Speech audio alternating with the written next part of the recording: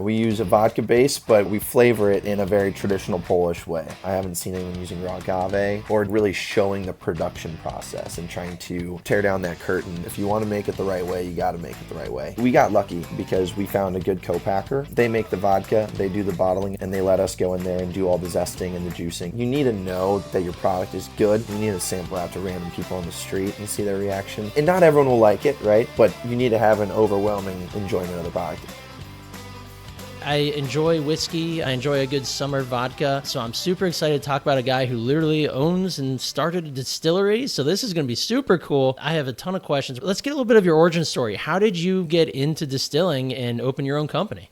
Yeah, it's all started from my family background. I'm Polish. Broda means beard in Polish, is my uncle's nickname actually. His wife and kids never saw him without a beard, so that's why we called it that. But yeah, we got the recipe from him. He got it from his father before him, and it's just a traditional Polish thing that your uncle, your grandma, someone makes this stuff, and very much prideful on the recipe and passing it down to the next generation and keeping it within the family.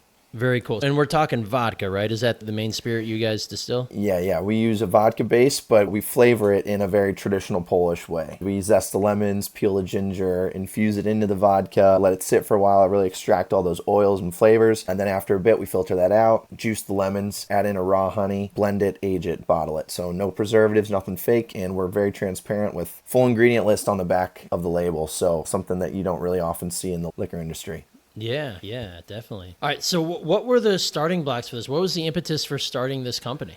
Yeah, I mean, when I was a kid, I always knew I wanted to make something, build something. Classic, watch Shark Tank all the time and that kind of stuff. But in college, I studied finance, got an internship in commercial real estate, didn't enjoy it, didn't like the desk job thing, and kind of vowed to myself at that point that I would try to start something. I was looking around and realized that we were kind of sitting on something. My older brother worked at Molson Coors, and he had this background in beverage, and I started asking him questions. We started poking around. Has someone tried this? If they haven't, why haven't they? Was it going to cost too much? All that kind of stuff. And so, yeah, it just snowballed from there. Wow. Okay. So you guys put your heads together and said, we need to start this beverage company.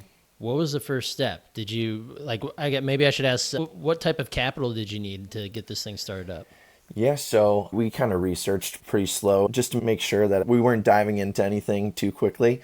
But capital-wise, we got lucky because we found a good co-packer locally to us in Chicago, and they make the vodka, they do the bottling and everything, and they let us go in there and do all the zesting and the juicing and stuff. So luckily we didn't have to start from absolutely zero with building up a distillery, which can cost millions of dollars with all that equipment and leasing and stuff. But yeah, licensing, takes a little bit to figure out those hurdles, definitely some roadblocks there, figuring out what to do. A lot of the problems, as I'm sure you hear, is not knowing it's not knowing what you're supposed to know, right? Like you need to figure out, you just need to ask questions, but you don't even know what questions to ask. So Yeah. Okay. Well, so walk me through some of maybe the struggles or tribulations you guys ran into when you just don't know what you don't know. Right. Yeah. To start off, I mean, it was, how do we make this? Everyone says when you have a family recipe in a kitchen, how do you scale it into the distillery? And we thought that we can just do it the way that we do it at home. Find a better zesting machine, a better juicer, that kind of thing. But we talked to a bunch of professionals and they told us, no, you can't do that. You need to talk to a flavor company. You send them your homemade recipe. They're going to come back to you with a syrup. You blend that syrup in with your vodka and you're good to go. And we were like, you know what? That doesn't really sound right. It doesn't really sound like why we're doing this. And they're like, no, I guarantee you they're going to do it with real ingredients. It's going to be organic. Trust us. And we did it naively, kind of thinking, maybe this will taste exactly like the homemade stuff. Wasted a couple months of our time waiting around for them. Got the samples back. Could tell right away, because it was a blind taste test, could tell right away which one was the factory made one, obviously, and which one was ours. And that kind of gave us the reassurance that there's no shortcuts in this stuff. If you want to make it the right way, you got to make it the right way. That's when we kind of put our heads down and figured out, okay, we're going to have to invest in some machinery here. So that was the biggest hurdle, as well as the shelf life, because we don't use preservatives or anything like that. So, and with real ingredients, you need to make sure that you can repeat the same flavor over and over, even with different seasonality. Yeah. So this might be a dumb question, but are you distilling your vodka and then adding flavor, or is this vodka where you purchase the base vodka and then you add your special spice to it? How does that work? Right. So the distillery provides the vodka for us. So we don't Okay. actually make the vodka, but I did work for them for several months as we were getting ready to launch this. So I was making their whiskey mashes and all that fun stuff. But so they do that. We go in, do the zesting, peeling, we infuse it in, let it sit for a bit. We juice all the lemons, add that. So we do kind of that middle step. Then they blend it and they bottle it. Wow. Okay. Yeah. All right. So walk me through, you got your MVP here, your minimum viable product, right? Right. What did you guys do then? How did you take it to market or start selling it? Yeah. Well, for anyone listening that wants to do something similar, I would say that I waited too long and tried to research all this by myself, when really the thing I should have done was start with the last step, which is find your co-packer and ask them a ton of questions. Because as soon as I got to them, they had a whole checklist of things that we should have done, that took me a year to do. And I did it all by myself. I got the licensing. I figured out all the packaging and all that. But if I just went straight to them, I'm sure I could have done it in a quarter of the time or less. So Wow. that's something I would definitely recommend to do. Don't be scared to look dumb in front of people. Like, people are doing it all the time. Just go to the end and figure it out there. Okay, and help us understand exactly what a co-packer is. Are they the ones that they distill it, they Right. package? What all Yeah, do they so do? co-packer stands for contract packaging. So basically you just have a contract with them where you tell them your recipe, you tell them how much you want, when you want it, and they put it in their schedule and they make it for you. But yeah, we've definitely been a headache for them too, because they're not used to dealing with the mess that we provide in the distillery with all those real ingredients that we have. Wow. Okay. We're going to get to that too in a minute here. But so once you have the proven product, you're like, we got this. We got it. This bottle tastes great. Where did you go? Were you selling it in bars? Were you trying to go to, Kroger or whatever stores are out there in Chicago and try and get wholesale deals and distribution? What did that look like? Right. So with liquor, it's a 3-tier system. So we can't just go and sell it to anyone directly.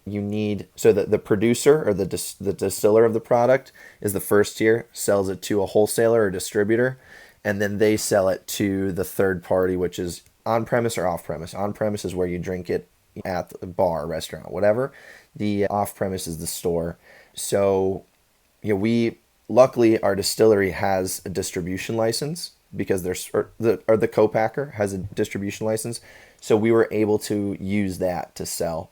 So it's kind of like, again, really lucky with our situation, because it's sometimes hard to find a good distributor. But we went straight to a couple local stores, a couple grocery stores and that kind of thing. Again, just proving the viability behind it. Can I do a tasting and sell 10 bottles?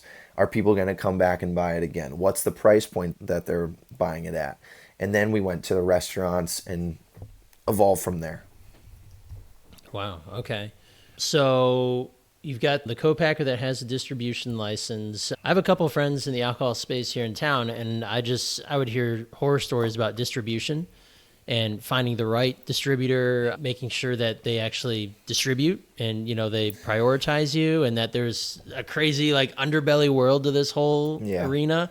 How did you navigate with the distribution? I know you said you got lucky with the co-packer, but was it super easy and hey, we're going to go put you here, here, and here? Or were you literally pounding the pavement, going to these stores and restaurants, bars? So the distributor is just their license.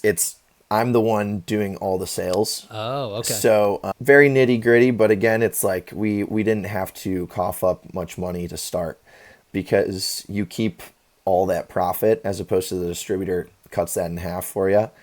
And the thing is, if you don't pair with one that's good for you, they're basically just a glorified delivery service. But we're actually talking to some in the Illinois market now to maybe expand and, kind of force multiply. That way, we have some sales reps around that work on a commission basis, but having an established distributor would definitely work out. But in other states, in Wisconsin, Indiana, Texas, and California, we do have a distributor.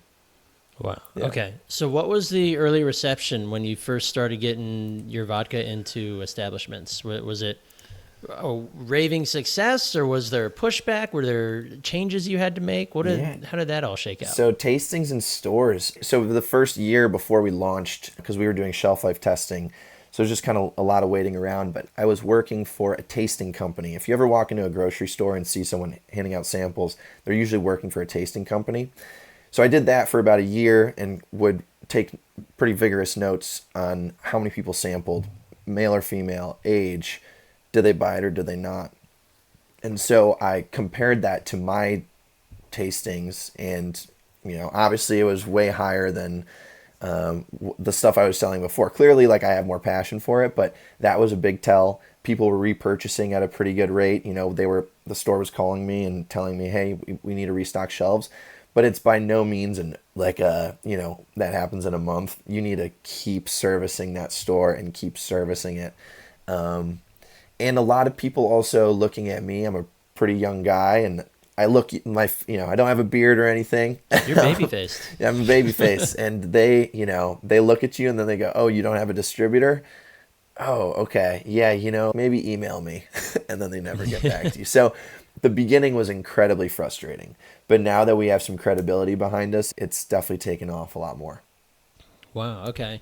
So when it's in store shelves, is it up to the distributor or the store to figure out what shelf you're on? I know that's a big thing is, if you're kind of below the fold or below eye level, it might be hard to get any sales. Is that Right. true? Yeah, I would say, I have zero confidence in the consumer, being that if Broda is just on every shelf in the country, I'm not confident that a single bottle will be picked up. And that's just because of brand recognition. There's so many options out there.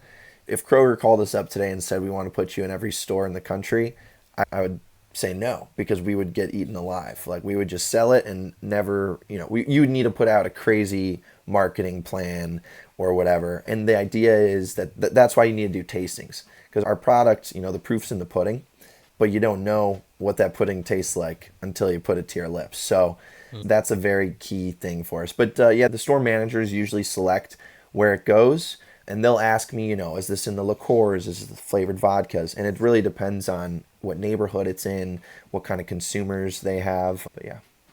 So is it up to you when it gets into a store? Is that like now it's on your schedule to go there and host tastings and, kind of, like you said, kind of force your way into the store and make sure people actually buy it? Because it's one thing to be on the shelf, but people got to buy it too. Yeah. Yeah, so most of my weekends are occupied with tastings, and now we have people helping as well. But some stores welcome it. They just say, hey, drop by whenever. Like, this would be great if you just came and did more tasting. It's more sales for them. But other stores, you have to schedule it ahead of time, a couple months. It depends. The boutique stores are more schedule. But they're pretty easygoing about it. So I want to talk about pricing and margins. Is pricing pretty straightforward with a product like yours, or was there a lot of wrestling with how to price it at the beginning? There was a lot of wrestling, and this was also kind of one of the biggest fears behind it, because we know we have a good tasting product, but are people willing to pay for it? Because we use, again, raw honey, real lemons. A giant bucket of honey costs 10 times more than the amount of sugar that you need for the same amount of sweetness, if not more. And it's, that was something that we were a little bit worried about, was like, are people going to realize the value behind this? But yeah, we figured out that they do. You just, there's niche consumers in every spot. And once they try it again, they like it better. So what's the current price point for a bottle? So it depends on the store. In Chicago, we can get it down to $29.99, but usually it's around $34.99 throughout the country, which is, pretty reasonable. That's like mid to high shelf for vodkas, right? Right. Yeah. Yeah. Yeah. We started out at $39.99. It was just, we wanted to get it down to that $35. Okay. Yeah. So what do the margins look like on a $34 bottle? Yeah. So it's a little tougher when the distributor gets in the mix, but we operate at about 50% profit margin. Wow. It's just, but that's, that $35 doesn't come to us, right? We have to sell it to the store.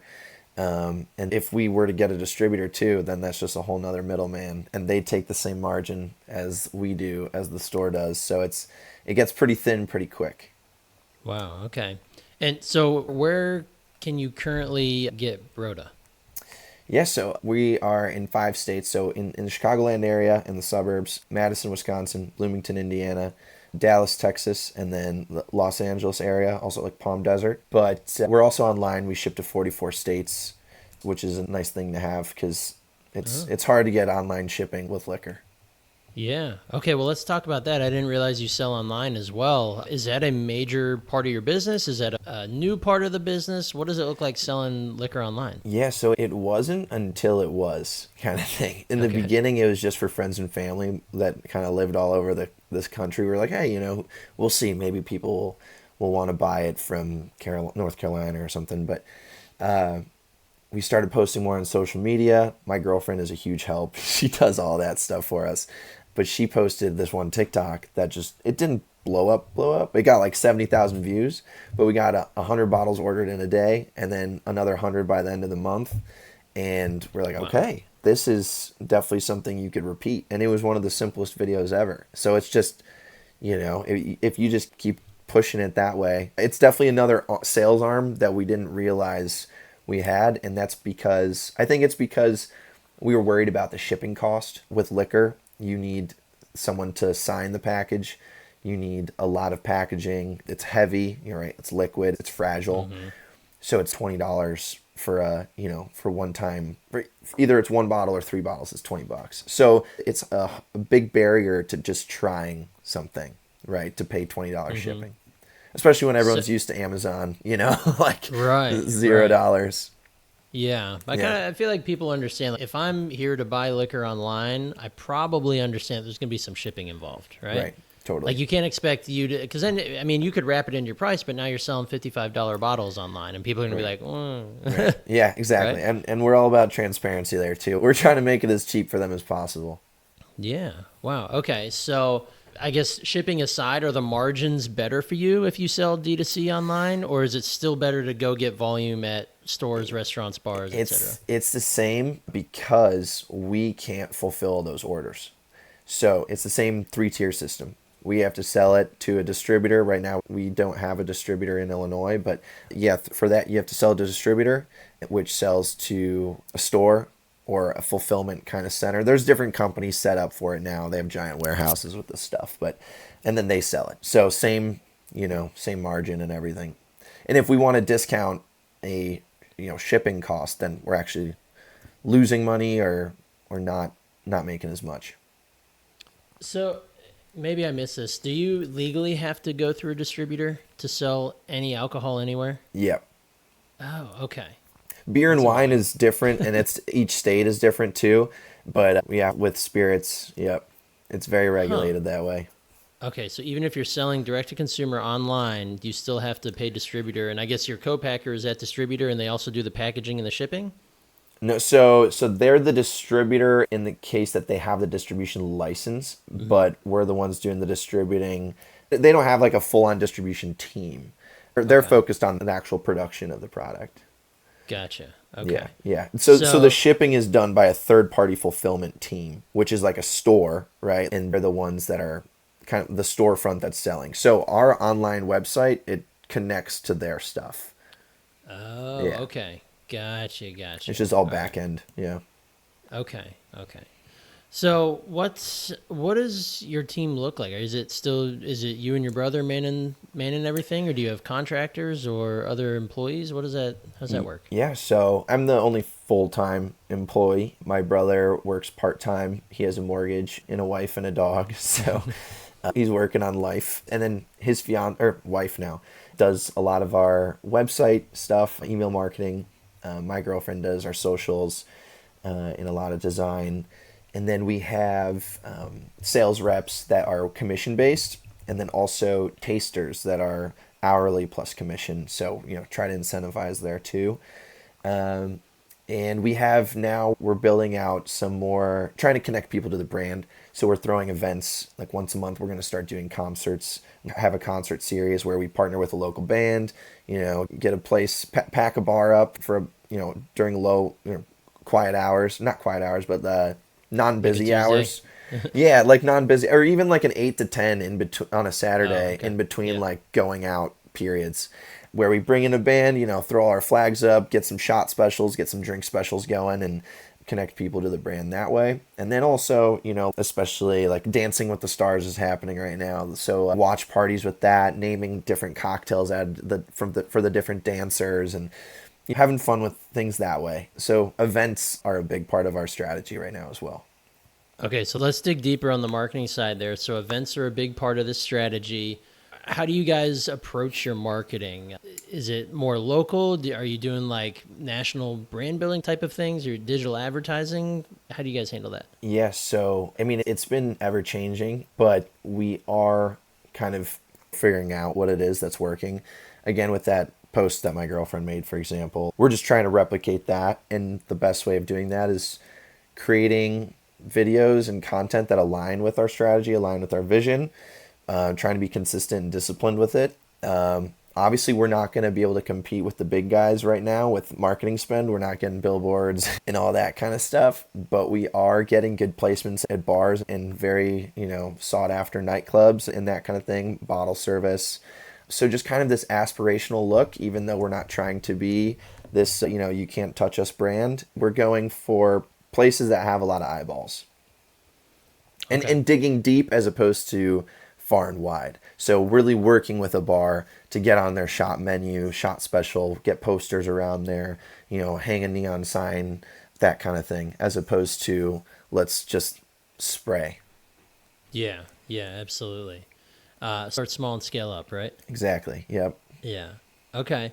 How do you guys, I guess, is there a competition for what you guys do? Are there other brands out there that, using clean ingredients, natural stuff? Do you guys have a lot of competition outside of just vodka in general? Yeah, in my heart, I say no. I really don't think there's anything comparable. But with people there's always competition, right? So yeah, like in the shot space, sure, there's Fireball, Jägermeister, Deep Eddy Lemon, but everyone knows that those are not as high quality. I'm not trying to. They're just big brands. Yes, there's a product out there for everyone. I'm just saying they're not actually made with super high quality stuff all the time. And so no, nothing that's positioned the way that we're positioned. There's definitely some like niche liqueurs out there that are.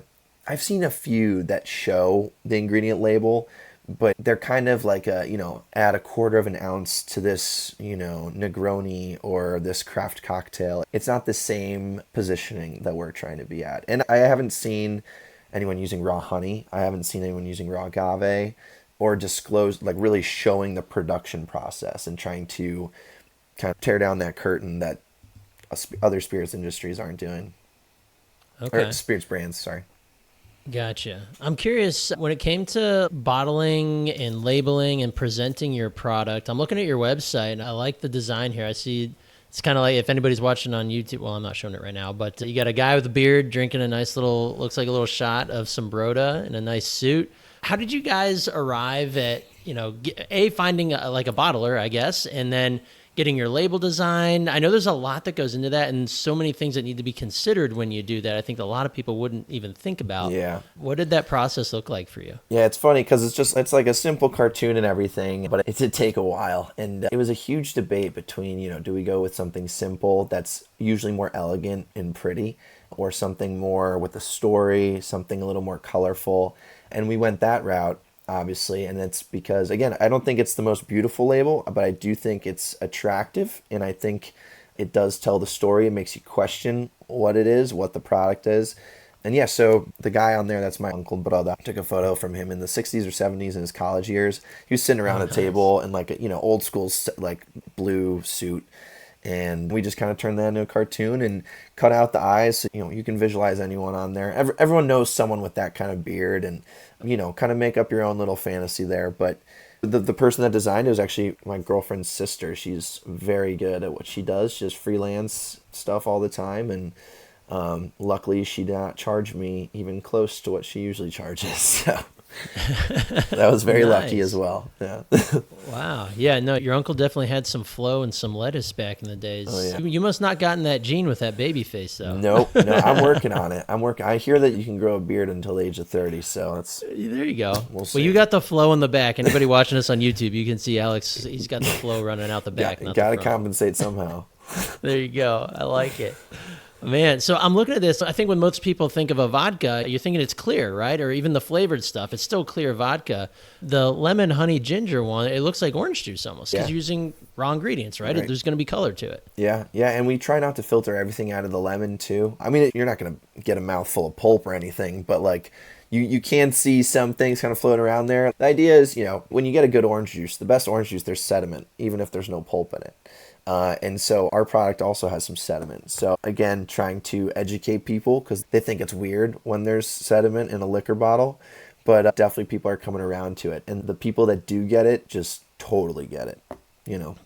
Well, it's better than like the old time tequila with the worm at the bottom. So I mean, I'd take a little sediment over a worm. Yeah, exactly. That was always a fun one. Right, right. Well, so I want to talk a little bit of kind of X's and O's in the business here. We talked about margin a little bit. You guys have a heck of a margin, at least seems a heck of a margin to me for being in the alcohol space.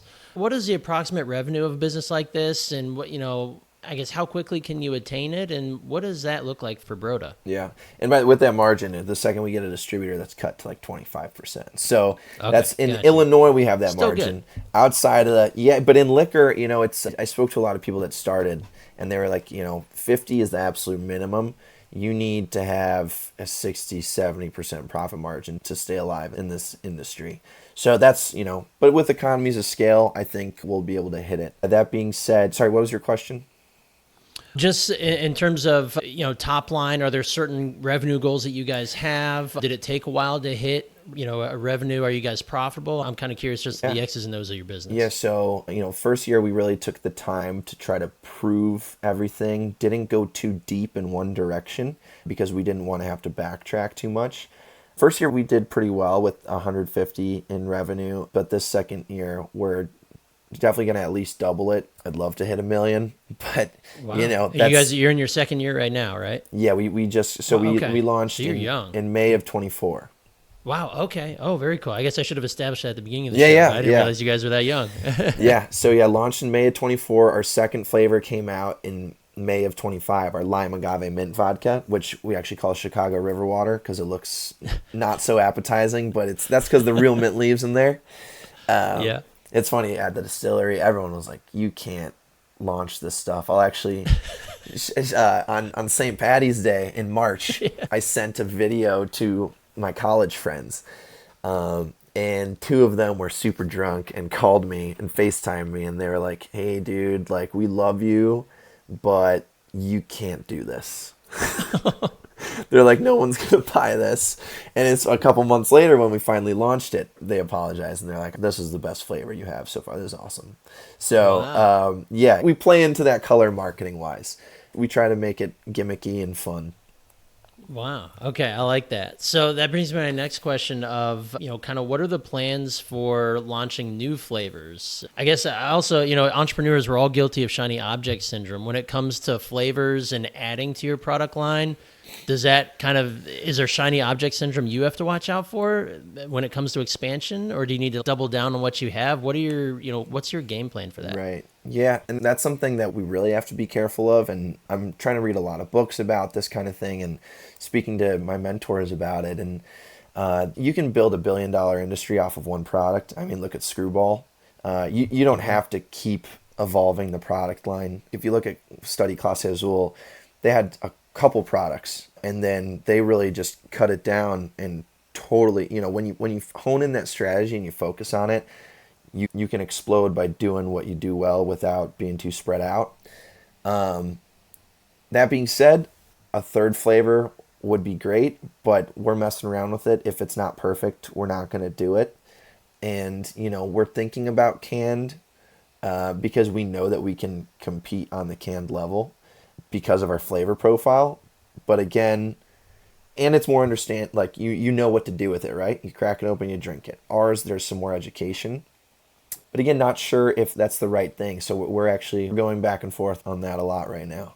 little inside scoop. Okay. Yeah, there you go. Yeah. What's the best way to drink a Broda? Is it just straight? Is it shot? Can you mix it? Yeah, traditionally you drink it straight or on the rocks, so you always keep it in the freezer kind of thing as a sipper shot. And that's the way that most people drink it at the bar. At home, though, I would say most people either drink as a shot or with some soda water or as a spritz. They're both really good with some Prosecco. And you can change them up easily, too. They're both good with pineapple juice, passion fruit, guava. The lemon's really good with cranberry. You can muddle a strawberry into one. So it's kind of like cocktails for dummies. It's super, like you already have the balanced thing. Yeah. Add just one give or me the two ice. other things, and it's super easy to play with. Nice. What's the proof on it? 60 proof, so 30% 60. alcohol. Okay. Yeah, All right. so it's just enough Nice. for a shot. It goes down without a chaser kind of thing. A lot of people are surprised by that side of things. Yeah. It's got the built-in chaser. Exactly. Yeah. There you go. Okay. What are the, I guess, I mean, you guys are 2 years old. You're doing almost $250,000 in revenue. What's going to drive that revenue beyond to where, if you want to get to seven figures and beyond? Is it more distribution? Is it more direct sales? Is it online? What do you guys think the avenue is? Yeah, I think the online helps you see where, potential next market maybe that we're entering. But at this point, we like where we're at with, the number of markets we're in. And we just want to really do well where we're at. So we want to be, the drink of Chicago, right? We want to be the drink of Dallas, LA, and just make sure that it does well there so that we could replicate that going forward. Yeah, and that includes getting a distributor that works with us, because when you get a distributor, it shouldn't just be a delivery service, right? They should be able to sell your stuff and be incentivized to do so. So that's a big thing. And then I think marketing. We have a good story with, the traditional side of things. We have a good story with our uncle, our family, and also the production and, the ingredients and everything. So there's a lot that we could be doing social media wise. We just need to do a little more, always a little more.